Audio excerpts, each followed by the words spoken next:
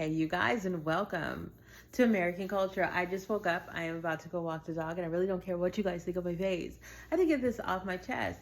So, I was writing chapter 4 of the book. You guys know that I quit my job 4 days ago, and I'm just finally settling into that space of I'm not employed and I'm not trying to fill the gap with something else. Long story short, God's been having me kind of like write the final draft of this book, The Unforced Life, and I've been doing it chapter by chapter. And today I got up.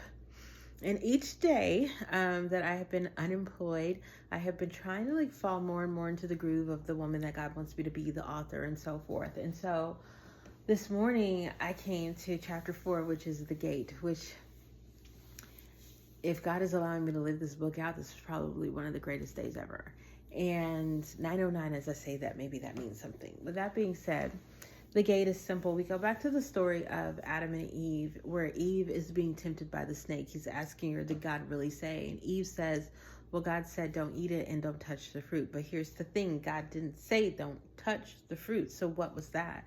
Like I said, at the time, Eve wasn't thinking. She didn't have a relationship with God or anything like that. Just with Adam, who really is the one who told her the direction from God, because God told Adam, don't eat the fruit before he formed Eve. So her information was coming from him. But this little nudge, this don't touch the fruit, that greatly supports not being able to eat it. Because if you can't pick it up, you can't eat it either.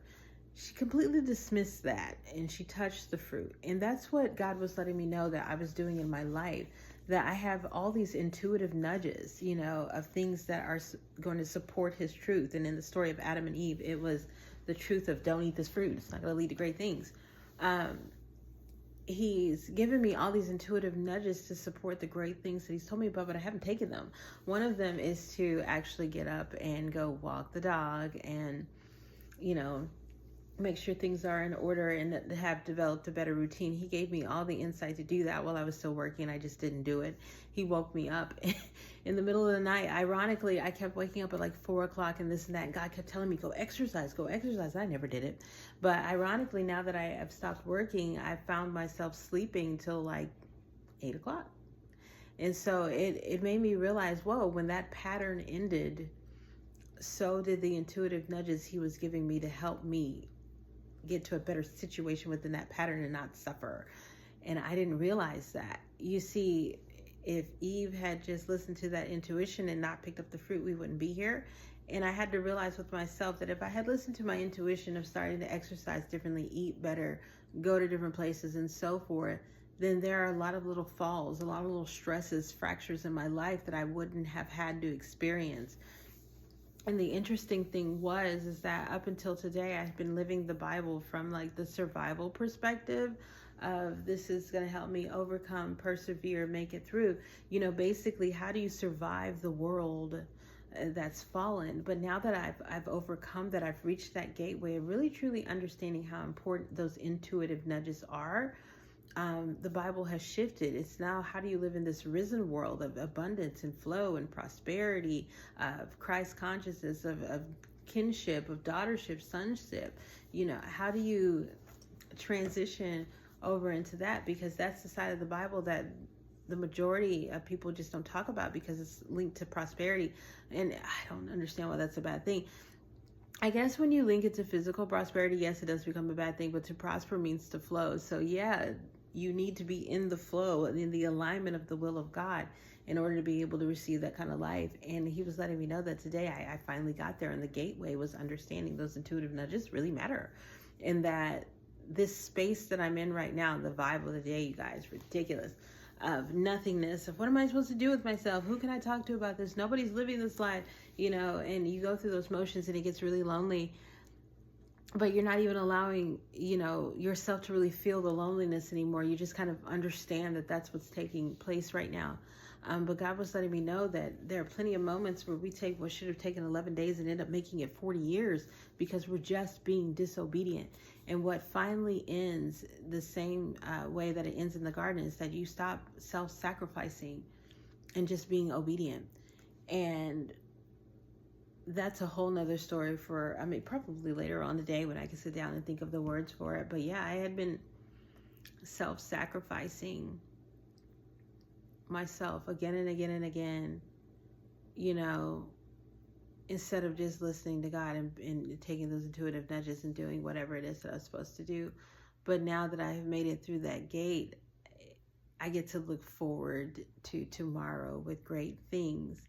And just being able to do that allows me to take pressure off of today. And on day 4, having made it through this gate that I've been trying to get through for so long, I thought it was going to be a wow moment. Like, whoa, life has really changed. Things are different. But really, it's just like the pressure of getting there is gone, because not only are you are the there you were getting to, and you have a very clear blueprint of the things that God is saying, what he wants for your life. And if you just continue to just take those intuitive nudges, knowing that on the other side, God's going to be there, things are going to work out. Now, here's the key difference. You guys, I'll say this and I'll let you go. You have to make sure that what's on the other side of your obedience is for you, of God, and not of you. A lot of times, like say for instance, we'll get in a financial bind. We'll immediately go into thinking, oh, okay, God, I've got to sell this. I've got to do this in order to be able to have the funds. But God's higher vision is to always get you to a point to where you don't ever need to have the funds like that. So you have to ask yourself, what's the characteristics of not experiencing the collapse of lack? Like, what type of person do I need to be? And so a lot of times when things are missing and we think we need this outside thing to answer the question, it's not the physical thing he wants us to get. It's the characteristics to sustain the physical things. Because in God's eyes, the reason why we don't get to sustain or possess the physical is because we don't have the characteristics to do so. And so if you're lacking money, if you're lacking love, if you're lacking, missing something, then there's a character trait that's not strong enough to carry it, which is why you don't necessarily have it yet. So instead of in those crisis and crunch times going to look for the material, look within for what thing you need to develop in order to be able to carry the process. So yeah, today has just been a very interesting day of revelation. I'm still kind of like in my groggy, sleeping, thinking phase. Hold on, let's see if I can turn this over.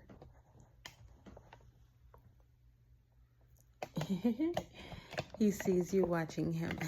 That's what he does. That's what he does. He guilt trips me until I take him outside, and that's what I'm about to do. So I thank you guys for watching me this morning and really getting to be a part of this like brain vomit that's taking place about making it through the gateway, which is just really identifying that you do get intuitive nudges that support the will that God has over your life, and you need to take them, because there are going to be moments where if you would just listen intuitively, it would have lined it up. A new beginning would have lined up exactly with an ending, and you wouldn't need to spend 40 years doing what should have only taken you 11 days. It's just the quicker you can become aware of those intuitive nudges and act on them, the faster you're going to be. And so I'm not going to tell you what God is telling me because there are things and moments where you have to still be like kind of in that secret space with it. You don't need other people to attach your energy, but I'm getting a full day's worth of direction here, and I'm going to take it. So I'll probably come back later on tonight. Oh no, you guys, I got probably one of those, like, I've been fluffing blankets, letting things in my eyes. Anyway, have a blessed day, you guys. Bye.